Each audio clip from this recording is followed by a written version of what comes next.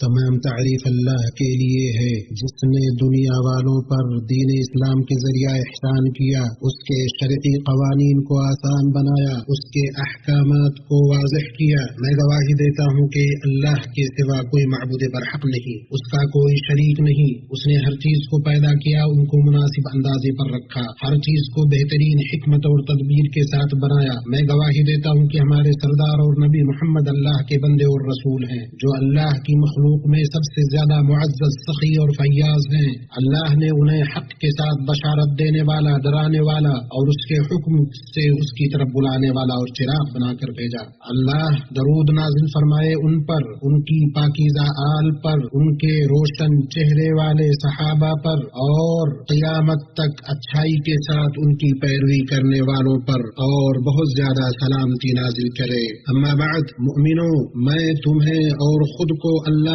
کے تقوی اور اطاعت کی نصیحت کرتا ہوں۔ اس کی اطاعت سب سے بڑی نعمت ہے، اس کا تقوی سب سے عظیم ڈھال ہے۔ اللہ کے لیے اپنے دین کو قائم کرو، اس کے سامنے سر تسلیم خم کرو، اپنے اعمال کو اس کے لیے خالص کرو، تو تم اس کی خوشنودی سے سرفراز ہوگے۔ اللہ تعالیٰ کا فرمان ہے، اے لوگو، اپنے پروردگار سے ڈرو اور اس دن سے ڈرو جس دن نہ باپ بیٹے کے کام آئے گا اور نہ بیٹا باپ کے کچھ کام آ سکے گا۔ بے شک اللہ کا وعدہ برحق ہے، لہذا تمہیں دنیاوی زندگی دھوکہ میں نہ ڈالے، اور خبردار کوئی دھوکہ دینے والا بھی تمہیں دھوکہ نہ دے سکے۔ مسلمانوں، ایمان زبان سے اقرار، اعضاء سے عمل اور دل سے اعتقاد کا نام ہے۔ سب سے کامل ایمان والے وہ ہیں جن کے اخلاق سب سے اچھے ہوں، جو نرم دل، ملنسار ہوں، دوسروں سے محبت کریں اور دوسرے ان سے محبت کریں۔ اسلام اعلی اقدار اور بہترین صفات کو پروان چڑھانے آیا ہے۔ یہ دین اتحاد پیدا کرتا ہے، اختلاف نہیں، تعمیر کرتا ہے، ڈھاتا نہیں۔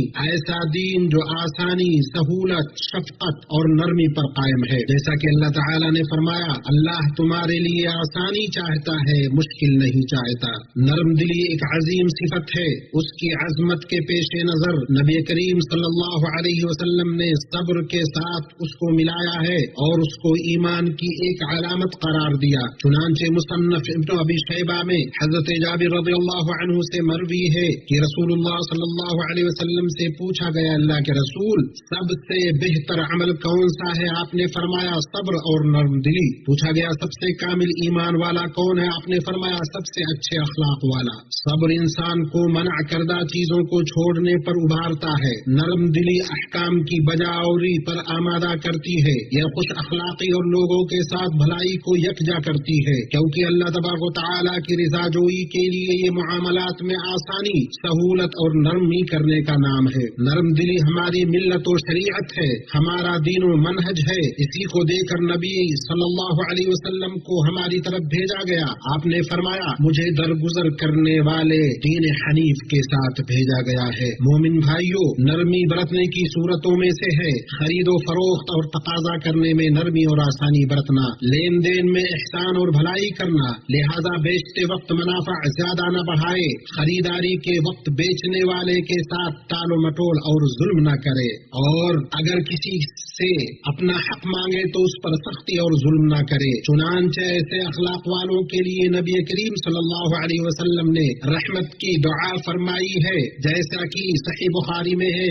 آپ نے فرمایا، اللہ تعالیٰ اس شخص پر رحم فرمائے جو خرید و فروخت اور تقاضا کرتے وقت نرمی کرے، اس میں لوگوں کے لیے آسانی اور نرمی ہے، اور یہ برکت کے حصول کا عظیم باب ہے، اور جس چیز میں بھی نرمی ہوتی ہے اسے مزین کر دیتی ہے۔ ابن بطال رحمہ اللہ کا کہنا ہے، اس حدیث میں نرم دلی، حسن تعامل اور اعلیٰ ترین اخلاق اختیار کرنے، بحث و تکرار کو ترک کرنے، خرید و فروخت میں نرمی کرنے کی ترغیب ہے، اور یہ اس میں برکت کا سبب ہے، کیونکہ نبی صلی اللہ علیہ وسلم نے اپنی امت کو صرف اسی چیز کی ترغیب دی ہے، دنیا و آخرت میں جو اس کے لیے نفع بخش ہے۔ بھائیو، جو شخص نرم دلی سے متصف ہوتا ہے اس کی روح بلند ہوتی ہے، اس کا نفس پاکیزہ ہوتا ہے، اس کے اخلاق نرم ہوتے ہیں، اس نرم دلی کا نتیجہ یہ ہوتا ہے کہ مخلوق اور خالق دونوں اس کے ساتھ نرمی کا معاملہ کرتے ہیں۔ مسند احمد میں مروی ہے کہ رسول اللہ صلی اللہ علیہ وسلم نے فرمایا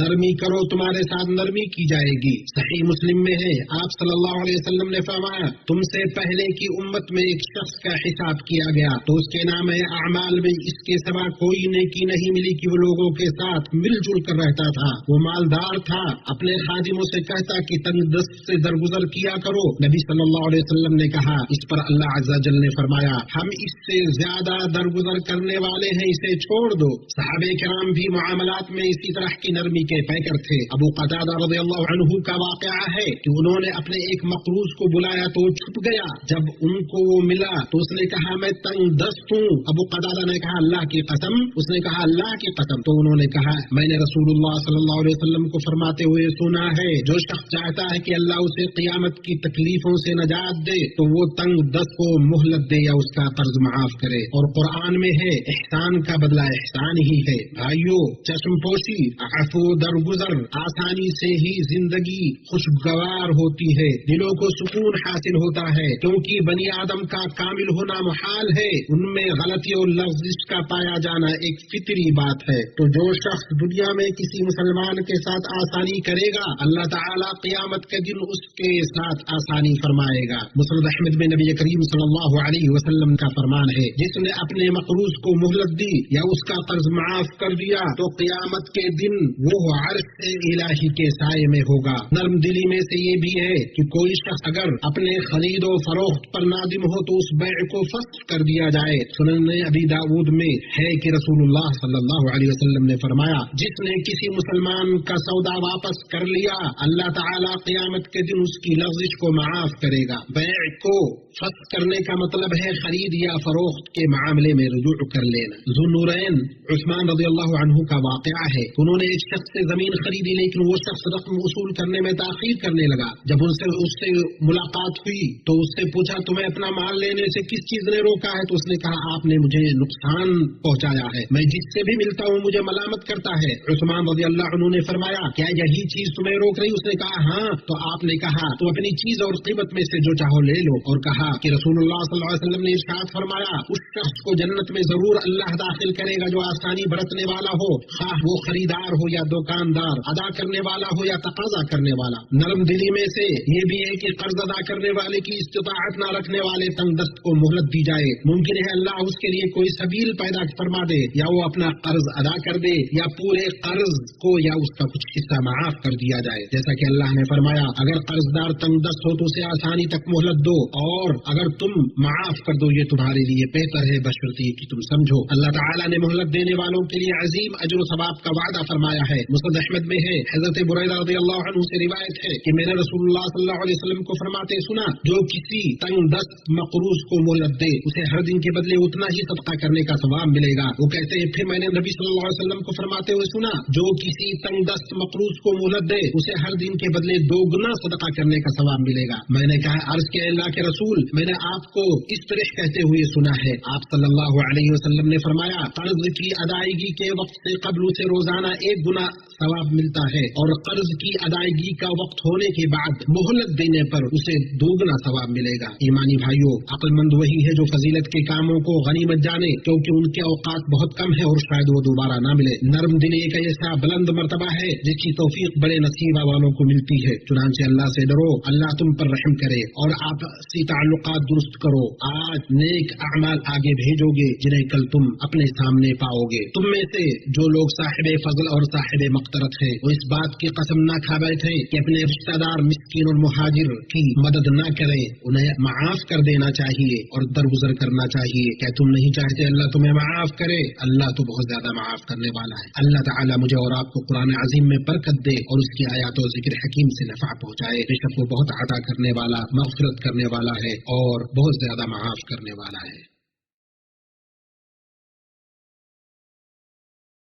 اللہ کے لیے تمام تعریف ہے جس نے دین اسلام کو نرم و آسان بنایا، اپنے نبی کو حق کے ساتھ ہدایت و خیر خواہی کے لیے بھیجا۔ میں گواہی دیتا ہوں کہ ایک اللہ کے سوا کوئی معبود برحق نہیں، اس کا کوئی شریک نہیں۔ میں گواہی دیتا ہوں کہ ہمارے سردار اور نبی محمد اس کے بندے اور رسول ہیں، جو سلامتی کے پیغامبر اور رحمت والے نبی ہیں۔ اللہ آپ پر درود و سلام اور برکتیں نازل فرمائے، اور آپ کے آل و اصحاب پر، اور ان پر جو تا قیامت اچھی طرح ان کی پیروی کرے۔ اما بعد، مومنوں، درگزر کرنا دل کی پاکیزگی، سینے کی کشادگی، رویے کی نرمی، چہرے کی بشاشت، معاملات میں صداقت اور مخلوقات پر رحمت کا نام ہے۔ مسلمان درگزر کرنے والا، آسانی و نرمی کرنے والا ہوتا ہے، وہ لغزشوں کو نظر انداز کرتا ہے، بدسلوکیوں کو معاف کر دیتا ہے۔ جو شخص جتنا درگزر کرنے والا ہوگا اتنا ہی وہ اپنے رب کی بخشش اور رحمت کے قریب ہوگا، اس کی عذاب اور آگ سے دور ہوگا۔ سنن ترمذی میں نبی کریم صلی اللہ علیہ وسلم کا فرمان ہے، کیا میں تمہیں ایسے لوگوں کی خبر نہ دوں جو جہنم پر حرام ہے اور جہنم ان پر حرام ہے؟ ہر وہ شخص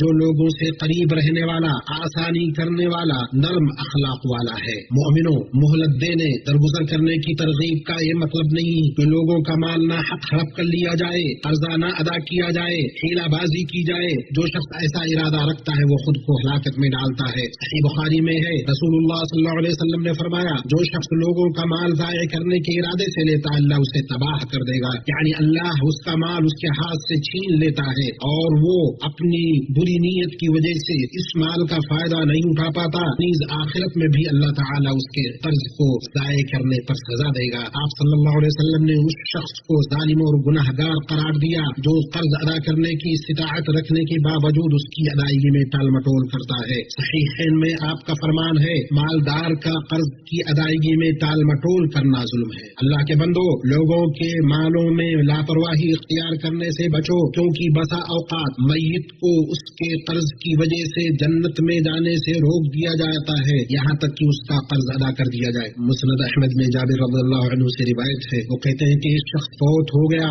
ہم نے اسے غسل دیا، کافور لگایا، کفن پہنایا، نماز جنازہ کے لیے نبی کریم صلی اللہ علیہ وسلم کی خدمت میں لے کر حاضر ہوئے اور کہا اس کی نماز پڑھائیں۔ رسول اللہ صلی اللہ علیہ وسلم چند قدم چلنے کے بعد پوچھا، آپ نے پوچھا کیا اس پر کوئی قرض ہے؟ ہم نے کہا 2 دینار۔ آپ نے نماز پڑھانے سے منع کر دیا تو حضرت ابو قتادہ نے اس کی ذمہ داری لی۔ پھر ہم آپ صلی اللہ علیہ وسلم کے پاس آئے، ابو قتادہ نے کہا 2 دینار میرے ذمہ ہے۔ رسول اللہ صلی اللہ علیہ وسلم نے پوچھا کیا قرض خواہ کا حق ادا ہو گیا؟ میت اس سے بری ہو گئی؟ انہوں نے کہا جی ہاں۔ آپ صلی اللہ علیہ وسلم نے ان کی جنازے کی نماز پڑھائی۔ پھر ایک دن گزرنے کے بعد نبی صلی اللہ علیہ وسلم نے پوچھا کہ ان 2 دیناروں کا کیا بنا؟ ابو قتادہ نے کہا وہ کل ہی تو مرا ہے۔ اگلے دن نبی صلی اللہ علیہ وسلم کی خدمت میں وہ حاضر ہوئے اور کہا میں نے ان 2 دیناروں کو ادا کر دیا۔ تو رسول اللہ صلی اللہ علیہ وسلم نے فرمایا اب اس کے جسم کو ٹھنڈک مل گئی۔ مومنو، یاد رکھو اللہ عز و جل نے تم کو ایک پاکیزہ حکم دیا ہے جس کی ابتدا اپنی ذات پاک سے کی ہے۔ فرمایا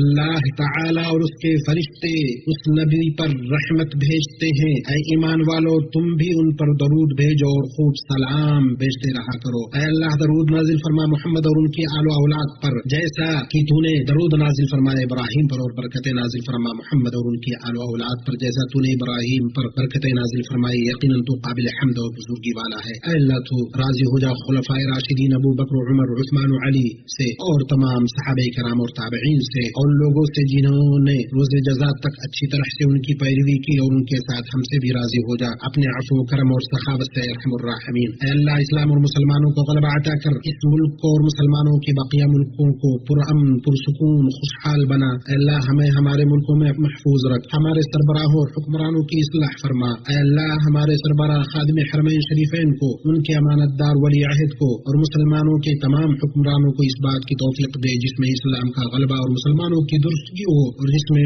بندوں اور ملکوں کی بھلائی ہو۔ اے اللہ ہمارے دین، ہماری قیادت، ہمارے امن و امان کی حفاظت فرما۔ اے اللہ ہمارے سرحدوں اور مورچوں پر موجود ہمارے امن کے محافظوں کو توفیق یاد کر۔ اے اللہ اپنے ان کے دشمنوں پر ان کی مدد فرمائے قوت و غلبہ والے۔ اے اللہ جو کوئی بھی ہمارے ساتھ، ہمارے ملکوں اور ہمارے امن و امان کے ساتھ برائی کا ارادہ کرے تو اسے اس کے نفس میں الجھا دے، اس کی چال کو اسی پر پلٹ دے، اس کی تدبیر کو اس کی بربادی بنا دے۔ اے اللہ فلسطین میں ہمارے بھائیوں کی پریشانی دور کر دے۔ اے اللہ ان کا حامی و ناصر بن جا اور معاون و مددگار ہو جا۔ اے اللہ ان کے شہیدوں کو قبول فرما، ان کے زخمیوں کا مداوا کر، ان کے مریضوں کو شفا دے، ان کے بھوکوں کو کھانا کھلا۔ اے اللہ غاصب ظالم یہودیوں کی پکڑ کر اے اللہ ان کی اجتماعیت کو توڑ دے، ان کی صفوں کو متاثر کر دے، ان کی چال کو ان کی کے اوپر پلٹ دے اے قوت و غلبہ والے اور اے عظمت و اکرام والے رب۔ اے اللہ مسجد اقصی کی حفاظت فرما، اسے تا قیامت بلند و بالا رکھ۔ اے اللہ پریشان حال مسلمانوں کی پریشانی دور فرما، مصیبت زدوں کی مصیبت دور فرما، قرض داروں کے قرض کی ادائیگی کر، ہمارے اور مسلمانوں کے بیماروں کو شفا دے۔ اے اللہ ہم تیری پناہ چاہتے ہیں، ہم تیری نعمت کے ختم ہونے